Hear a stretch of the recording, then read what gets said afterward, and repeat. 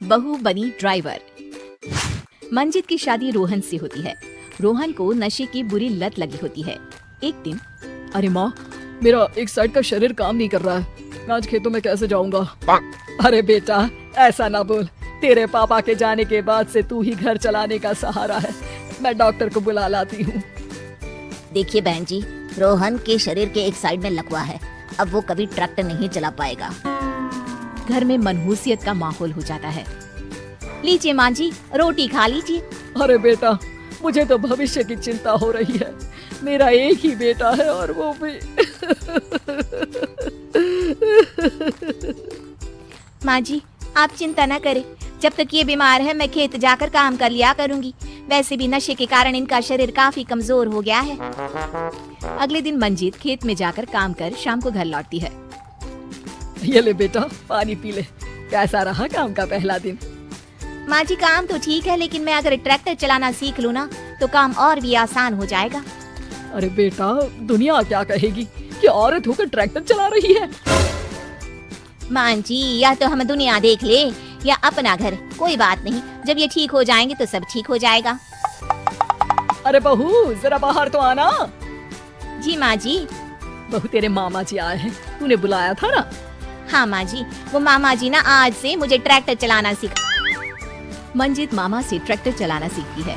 वो मन लगाकर खेतों में काम करती है। और एक दिन, माँ जी, पता है इस बार पूरे गांव में सबसे ज्यादा फसल का उत्पादन हमारे खेतों में हुआ है। इस साल तो खूब पैसे आएंगे। हाँ। सास खुश नहीं होती है, वो चुपचाप वहाँ से जाने लगती है। तभी मंजित उसे रोक लेती है।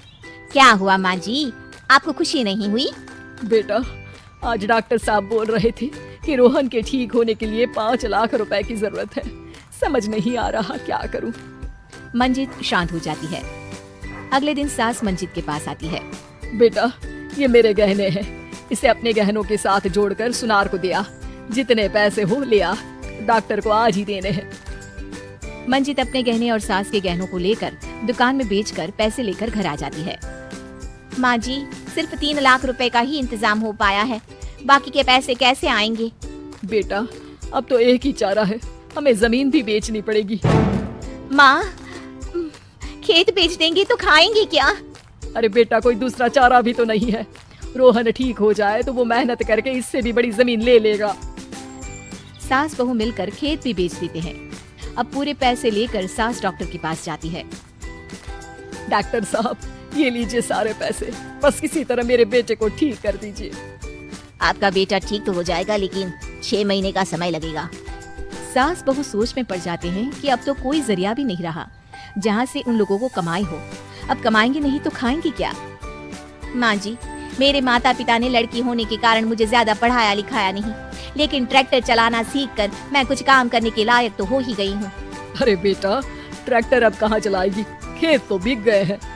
माँ जी, मैं किसी और के खेतों में दिहाड़ी में काम कर लूंगी, कुछ तो पैसे आएंगे ही ना। ये कहकर मंजित काम करना शुरू कर देती है। जैसे तैसे उन पैसों से गुजारा चल ही रहा था। माँ जी, पास के अस्पताल से मुझे नौकरी के लिए ऑफर आया है। पैसे भी ये 4 गुना ज्यादा मिलेंगे और अब खाने पीने दवाई के साथ हम कुछ पैसे भविष्य के लिए भी जोड़ पाएंगे। लेकिन काम क्या है बहू? माँ जी, मुझे अस्पताल की एम्बुलेंस चलानी है। अरे, तू तो मेरी बहू नहीं, बेटा है बेटा। जरूर जा बेटा।